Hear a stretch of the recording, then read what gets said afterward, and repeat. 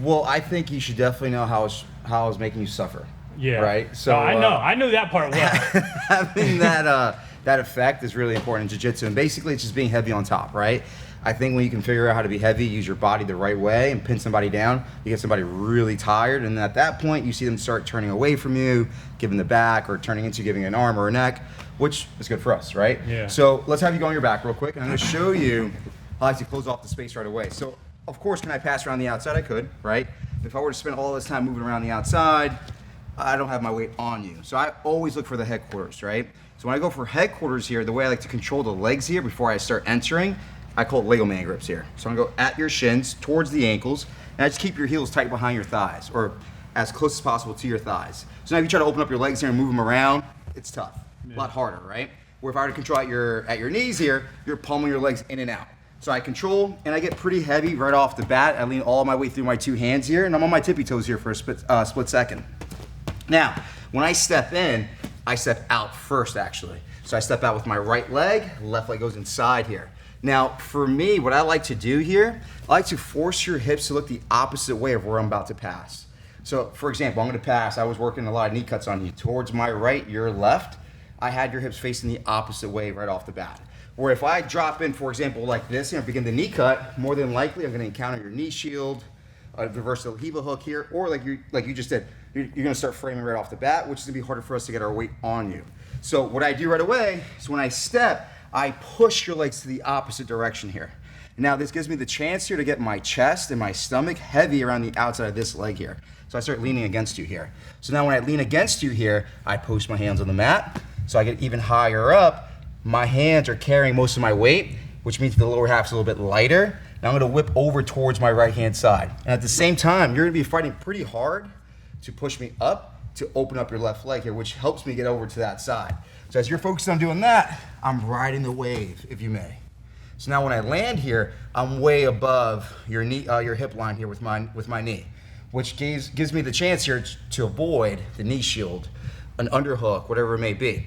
Now, when we get here, another big detail, you always want your knee pointing towards you, or your partner that's underneath you here, right? I have a rule, wherever you point your knee, it's where your weight's gonna go. So I always have my knee pointing towards you, and now, before anything else, you wanna start at the base here, right? So I was working a lot of crossface here, which I love, but before we get to the crossface here, I wanna control the hips now. So I landed, now I drop my elbow nice and low behind the lower back here. So I call it the Lamborghini door, how the doors of a Lamborghini open up like this, right? So I drop it in behind your lower back here. So basically I'm gonna control your hips here, and I'm gonna smash you between my left arm and my left knee here. Just compressing you right from the start. Now, if you try to hip escape out or anything like that, it's gonna be a lot harder for you to do that. Now from here is when I look to crossface. I lean up and I shoot my hand down your back here. When I get my hand down your back here, I aim my middle finger, the tip of my middle finger, on your spine here. So now I know I'm gonna get nice and low and deep, and my shoulder's gonna land in that perfect spot where your jawline and your neck meet, right? Which I'm sure you felt it when I was putting that shoulder pressure on. You're like, man, this guy's kind of choking me here too. Honestly, every time you started putting pressure on me, whether it was in the headquarters or with your like crossface, right, I could feel my spine like twisted against itself every single time. Right. So that's also another thing we're going to talk about, twisting the wet towel out, right? How you take a wet towel and twist it two different directions here. So I hug your hip here. My knee, my left leg here is acting as a staple, which keeps your hips facing this way. So now when I reach up for the crossface here, I even dip this knee down for a split second so I get deeper behind your back. Post your hand on the mat for a split second, and I pull my elbow back towards my hip here. So never chase the shoulder pressure, always bring it towards you. So I'm gonna pull my elbow back in towards me like this. So now when I post my right leg back up and hug your hip again here, all I'm gonna do here is lean my weight through my shoulder here. And now, honestly, I could pass the guard right away, but I like to be a little bit mean sometimes, and I'll keep this staple for a little bit long there, right? Just to keep that wet towel concept going, which is gonna make you tired, it's gonna make you feel uncomfortable, and maybe panic a little bit and make a mistake, which is what we want on top, right? So I get that crossface, pull you in, now I make you look away with that shoulder pressure. And now by the time I'm ready to pass here, I pass here, and now you can go knee on belly, full mount, attack the arm, attack the neck, whatever you want there, but that's what's gonna give you the chance to get really heavy on top of your partner right off the bat. Yeah, so I guess a question around that is, like, obviously you're showing it from headquarters where I feel like almost all the time we see you compete and stuff, you're usually finding yourself in like a headquarters position. Yeah. But I'm wondering, like, is the principles of how you apply pressure kind of like work everywhere, or do you kind of base it mainly on the position you like to find yourself in and then you build the pressure from there? Or is it kind of like you could kind of take all of that and apply it to different stuff? Definitely a little bit of both, I would say, right? So in a knee cut, I would do what we just spoke about, right? Let's say I found myself in side control already, right? So let's say I got myself to side control here. What I would do here is look to either be heavy on your hip or heavy on your head, right? And I'm not a big fan of staying in the midsection here. Whenever I stay like a tabletop here, I think it's easier for you to start escaping, moving out, creating space, whatever you got to do to get back to a guard, right? I think in the higher level, when you really want to pin somebody down, it's got to be either at the hip or the head, right? So side control here, for example, I like to go what I call the heavy side control. So I'll sprawl out, and when I sprawl out here, I'll keep my hip heavy on your near side hip here, right? Now my left arm, kind of the same idea what we spoke about from the knee cut, I'm gonna hug your hip here. Now, right now you're flat on your back, right? I'm gonna wait for you to bump and hip escape. And when you do this here, I wedge the arm underneath your lower back here, or underneath your back. And you're always going like straight down the spine anytime you have like this. Yes, exactly. Now, what you wanna make sure you don't do though, is don't let your entire hand go past the spine, right? Keep your fingertips past the spine and then you're good there. Then you won't get caught in that washing machine cycle and get rolled over the top here.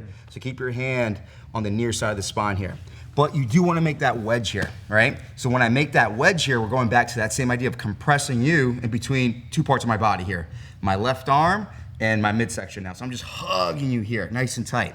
Now I have my chest and my hips facing you. So whenever I do this here, for example, do I feel a lot lighter now? Definitely. Big time, right? So whenever you're on top trying to hold somebody down, make sure your chest and your hips are facing them. So I'm always gonna be here. Now I'm always on my toes, no knees on the mat here. And now the game begins here, right? This is where I'm gonna stay heavy here. If I start reaching for the head here though, then we're gonna be doing too much here. Then I'm gonna give you too much space here. So I'm gonna stay heavy on your hip here. If I feel that you're doing a really good job of maybe getting onto your side here, maybe I'll switch over to the head here at that point, and then go heavy through the shoulder pressure position here, where I'll drop my right hip instead, check the near side hip here, and pin you that way. But it's same concepts, but a little bit different as you go around different positions there, right? I'm not usually a big fan of like deep up high underhooks unless I'm in half guard smash, right? So this is a different situation now, right? So let's say I find myself in half guard smash here, which I love this position here, right? So let's say I got past all the knees and shields and all that, and I find myself here. When I'm here, I do enjoy locking the hands here, right? Now, when I lock my hands here, I like to have my hand that's underneath your head going palm down, the one that's the underhook, palm up here. But this is usually one of the only times you'll see me getting a deep underhook here. But when I get my hands locked here, what I like to do here is cinch my hands underneath this outside shoulder of yours. So I'll cinch it up just like this here. When I cinch it up here, now your head's kind of floating off the mat. Do you feel that? Which now makes it easier for me to roll my shoulder and find your jaw.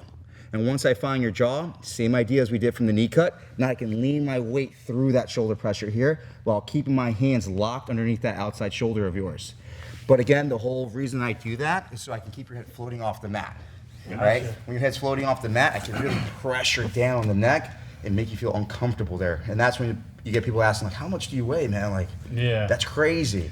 But that's usually one of the only times I like deep up high underhooks there. For the most part, I like to stay nice and low by your hips. Gotcha. It's kind of crazy hearing you explain that, because rolling with you, and I feel like you have a lot of lore around you when it comes to your pressure. Right, like a lot of people talk about, oh, JT's heaviest guy you'll ever roll, and all that, you know? And definitely, I agree. Insane pressure. Appreciate that. But then, like that little detail, how you said like you keep the head floating. So basically, I'm not able to use the mat to like keep my head in place. Right. You're taking me away from it, and then you're like, so a normal person, they're just putting the pressure, and then the mat's kind of stopping it. Exactly. You're extending my head like past the normal range of motion, which does kind of make sense for how weird your pressure feels, where it's like, how's this guy doing this to me right now? Like, so that makes sense. But is it cool if I try it on you real quick? See if I can. Of course. If I can generate a little bit of this pressure.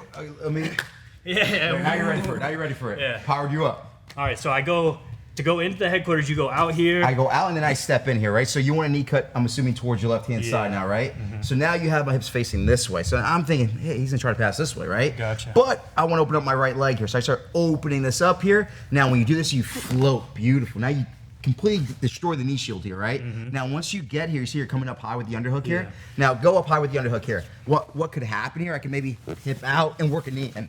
Especially in no-gi here, once we start sweating, it's slippery there, right? So what I want you to do now, go back to the HQ.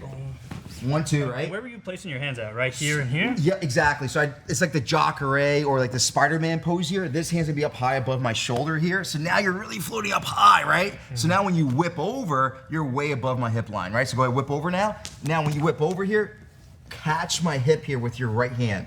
When you catch my hip with your right hand here, you keep your forearm inside of my thigh. So now if I try to go knee shield here, it's a lot harder for me to get the knee shield in front of you. Or if I try to go underhook here, you're gonna jam up the space I have for the underhook here. Or if you come up high, maybe I can slip in for that underhook here and start giving you a hard time. That's why I like to stay nice and low. Now, once you get here, I want your knee pointing towards my stomach here. Okay. Yes. So even slide this left leg up even higher. Beautiful. So now you're positioning. I already feel you're a lot heavier here. When your knee points away from me here, again, wherever you point your knees, where your weight's gonna go, right? So I feel that your weight's going towards them over there, right? Here, I feel pretty good. Once you put your knee on me, I'm like, okay, now I'm feeling it, right? Now you drop the Lamborghini door arm, and you're gonna hug my hip here. Once you hug the hip here, naturally the knee will start slipping away from the body, but that's okay now, because now you have that Lamborghini control. Now, I want you to drop your left knee towards the mat here, and cross face me here at the same time.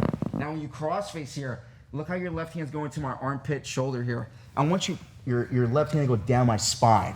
Imagine like a seatbelt, right? Like right now, here? before you start applying pressure, pull this elbow back towards his hip. Yes, good. Now make me look away with that shoulder pressure as you post your left leg back up. Ah, and now you're passing there, yeah. Yeah, let's go. Oh, that's brutal right there, right? So whenever you pull me in, like I said, don't chase the shoulder pressure, bring it towards you. When you pull me in, you're going back to the idea that you pointed out. I'm always trying to fold the body 2 different directions there, right? Lower half looking one way, upper body looking the other way. So when you get me pinned down here and you pull me in, and then make me look away, it's just uncomfortable here, Gotcha, yeah. right? So you're saying I should never be taking my shoulder to you. It's always bringing you in. Exactly. And now you're making me look away there. Absolutely.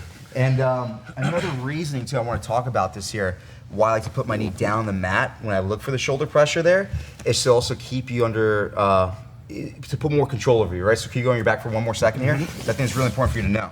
So let's turn this way here. So let's say I drop in for the knee cut again, right? And we step in, 1, 2, I get here. We do our entire process here. I get the Lamborghini door. When I drop this knee down to the mat here, this left knee is gonna pop up to your top side hip here, right? So when I go 1, I go 2. Do you feel that? Yeah. It's one of those like little details there that make a big difference in the position here. So now if you try to wrestle up or underhook here, this knee's gonna jam you up here. Or if my knee's here, maybe you can come up on an underhook here, right? So whenever you deal with, it's gonna be good too if you deal with someone who plays like coyote guard, right? They start looking for that underhook here, drop and lift here. So now even if you get an underhook here, go ahead, you're not gonna go too far with it, right? Yeah. And even dealing with someone who plays a good half guard like this here, I still go forward with the shoulder pressure here. So now I shoot the hand down your spine. Do you feel that? Post, pull you in, and now when I post up here, your underhook, no matter how deep it is here, is just useless for you at this point here, right? As long as I keep your shoulders flat on the mat and you looking away from the underhook, you're gonna be done. Yeah. Not much you can do there with the underhook. You want to tell us a secret on how to beat pressure like that? How to beat pressure like that? I'm just kidding. I can't reveal all my secrets. Yeah. Just kidding. I mean, the biggest thing, I think, whenever you in a position like the knee cut like we just spoke about, right?